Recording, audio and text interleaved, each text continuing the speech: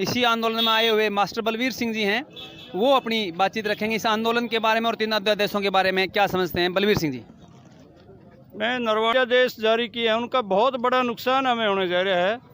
पहला अध्यादेश जो वाणिज्य का है, उसमें मंडियां नहीं बचेंगी, समर्थन मूल्य नहीं बचेगा, किसान की फसल रुड़ती फिरेगी। हमें हमारे बुजुर्ग बताते थे कि खेतों में तो ये साहूकार अनाज उठा कर ले जाता था, जिस भी मर्जी थी उसका भाव लगाता था, तो वह पोजीशन फिर आ जाएगी। हमें शक है कि ये मोदी और इसकी टोली अंग्रेजों की ये औलाद है। यहाँ पता नहीं इस देश में फिर अंग्रेजों वाले काले कानून लागू करने पर तुले हुए हैं। दूसरा जो कॉन्ट्रैक्ट फार्मिंग का सवाल आया है, उसमें हमारा किसान अपना खुद का खेत में एक मजदूर बनकर रह जाएगा, कंपनी जो कहेगी वो बीजना पड़ेगा। और ये फेल हो चुके हैं अमेरिका में, यूरोपियन देशों में, अपने भी गुजरात में पूर्ण रूप से फेल हो गया। जुर्माना बहुत बड़ा लगाया किसानों पर कंपनियों ने, और पंजाब के भी किसान भुगत चुके हैं। कुछ गांवों में कॉन्ट्रैक्ट फार्मिंग शुरू हुई थी, उसके दुष्परिणाम है गए। हम नहीं चाहते कि हरियाणा, पंजाब, बिहार बने, बल्कि हम ये चाहते हैं बिहार में भी तरक्की और हरियाणा पंजाब की तरह वो आगे बढ़े, उन्हें समर्थन मूल्य पर फसल बिके।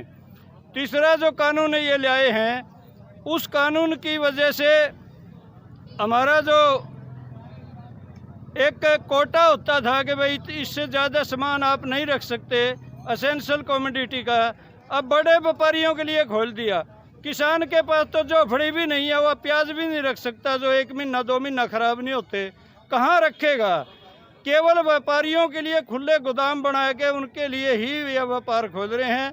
इससे पूरा देश की जनता भी तड़फेगी, बहुत महंगाई होगी, महंगाई कभी कंट्रोल नहीं होगी, बनावटी महंगाई भी बनाएंगे व्यापारी, जिसके बड़े दुष्परिणाम पूरे देश की जनता को भी भुगतने पड़ेंगे।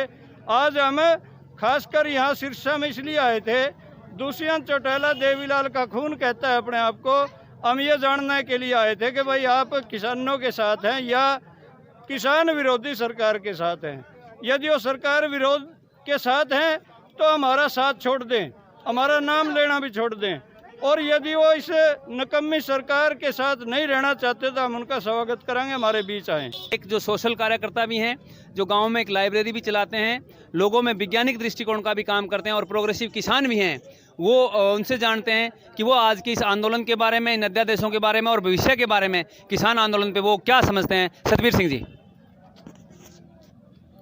आज पूरा प्रांत के 17-18 किसान संगठनों ने यहाँ सिरसा के अंदर एक रैली करके किसान एकता और मजदूर एकता और छोटा व्यापारी की एकता का सबूत दिया है, और सरकार द्वारा पास किए गए तीनों कानूनों का जमकर विरोध किया है।